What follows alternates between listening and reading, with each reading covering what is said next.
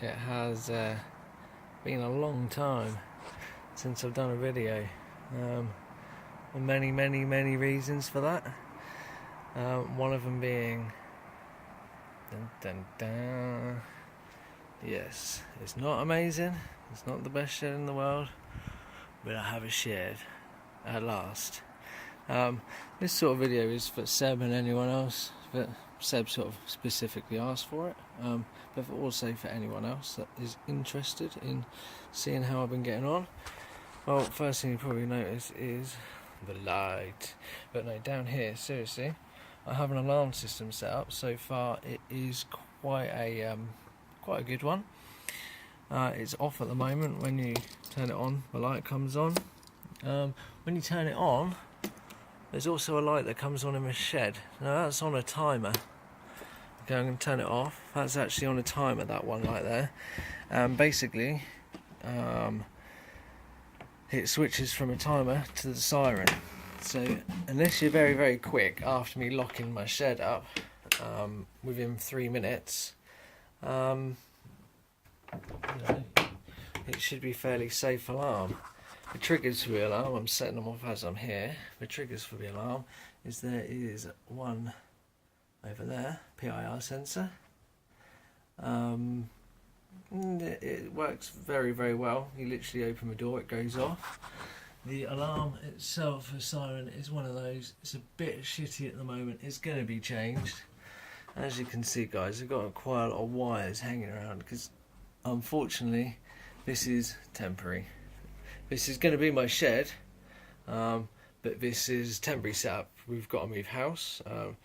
My partner is 6 months pregnant, so yeah, for any of you lot that didn't know that.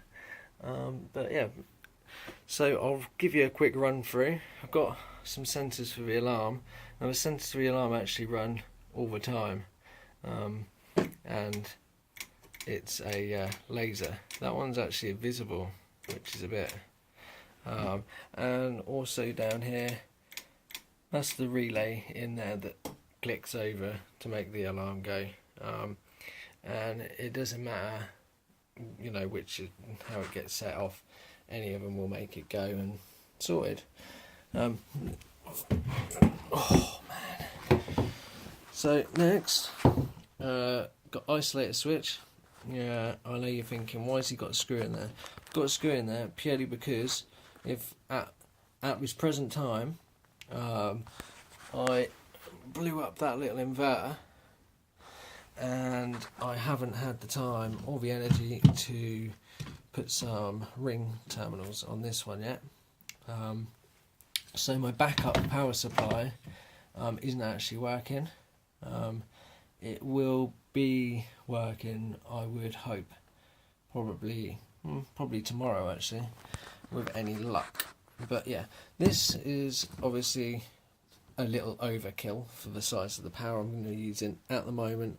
As I say, guys, this is all temporary. At the moment I've only got 32 amps out here, which won't even run my big variac, and I plan on stacking both of those variacs.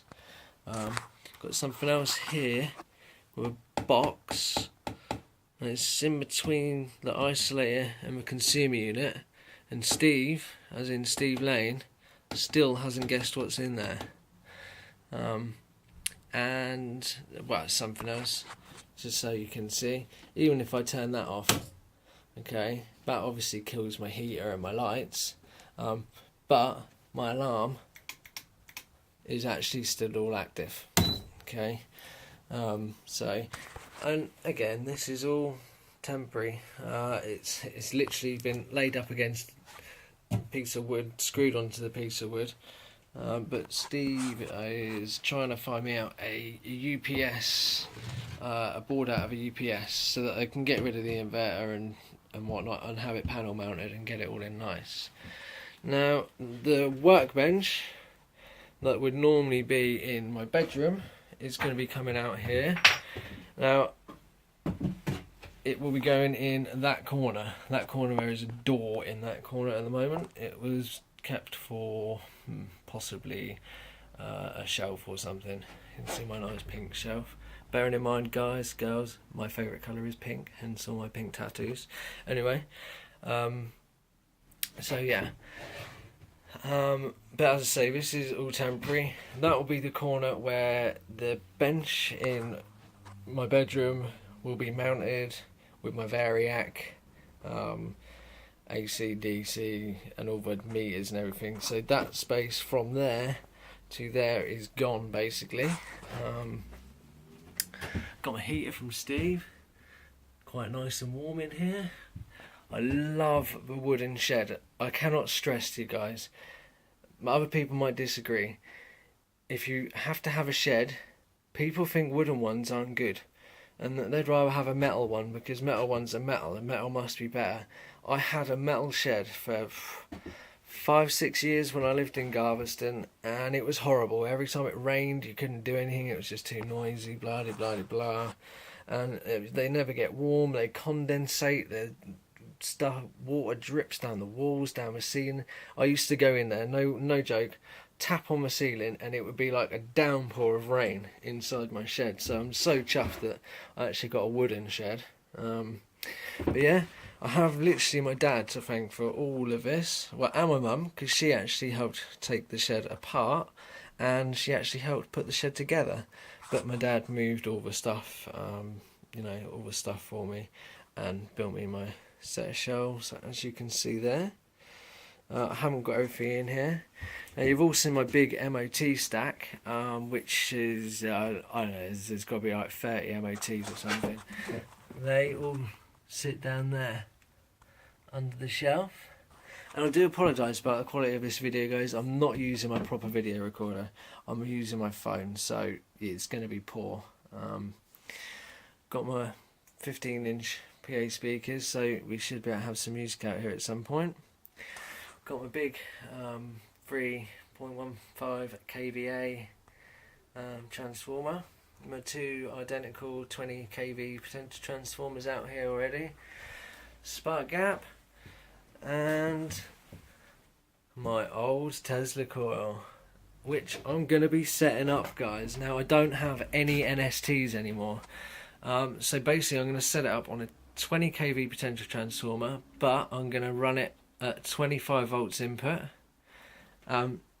50 volts input, so that I get half the voltage, so I only get 10 kV. And I literally want to run that just how it used to run. Then I'm going to swap out the MMC, which obviously is quite a nice MMC, but I've got up here the old Maxwell pulse caps, so they're going to get rid of. Then once that's been changed over, I'll then take out my blower spark gap, which is in there, girl's bike, and then that will get changed for that. And that's just so that I've got a Tesla coil, and that will all have to run off my little Blue Zenith. I say little, it's still 28 amps, but it's little compared to my other two. Yeah, got my capacitor down there, got my first ever potential transformer. My favourite, even though it's not my best, still my favourite. But yeah, I don't really know what else to show you. Ooh, got a little shelf of nice bits, but probably won't stay like that, to be honest. I've got a load of bits in there which are going to be coming up in a video. Steve Lane gave me some bits when he came down. I've still not been able to do anything because everything's just been moving, guys. Moving this, moving that. I can't use anything because I say, where's this? And Granddad, well, my dad, obviously my kid's granddad, says, I don't know where I put that. I'm not complaining at your dad. You are the best. If it wasn't for you, none of this would be here. And then the last bit that I think Seb was probably most interested in, and someone has already suggested, is the world's largest toilet roll. Dun dun dun. My Tesla coil. Now, if you've took the time to watch this video, this is where you may actually get something back from watching. Okay, guys, I've already told you I'm going to set this Tesla coil up just to get it running. And have a bit of fun with it, just to hear the arcs again and just the noise. But yeah, this has had now 6 coats of polyurethane. It's going to have 10. It is going to have 10. 6 coats, and it has literally, I'm not kidding guys, it's come out perfect. I could not have wanted for a better finish. But it's going to have 10 coats. I'm going to give it a very, very fine wet and dry. It's coated on the inside as well. And that is my 12-inch diameter by 5 foot tall form for my next Tesla coil. So this is the interesting bit. This coil is gonna take me a few years to build. There's no get away from it. I can't build things quick. I have almost all the parts for it. The only parts I do not have is the wire for the secondary. Okay, so bearing in mind, without anything else, the secondary coil, boom, boom, boom. Okay, the secondary coil is 5 foot tall on its own, and a foot in diameter. You all know how big a foot is. I don't need to give you an example. I need a name for this Tesla coil. Now, I'm not going to guarantee that I'm going to pick one that is suggested to me, but if I do, there will be a prize, and I'm not going to say what the prize is.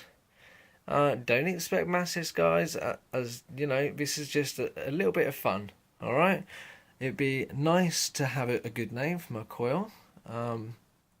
As I commented to someone the other day, they said, did it have a name for it? I said, no, it'll probably be called something like, oh, you motherfucking bastard thing, why won't you work, or something like that, because that's what I'll end up calling it when something goes slightly wrong, and yeah, you know how it is. So I don't think that'd be a good name. So I'm hoping that one of you guys is going to come up with a name, and if I pick it, I will send you something nice in the post.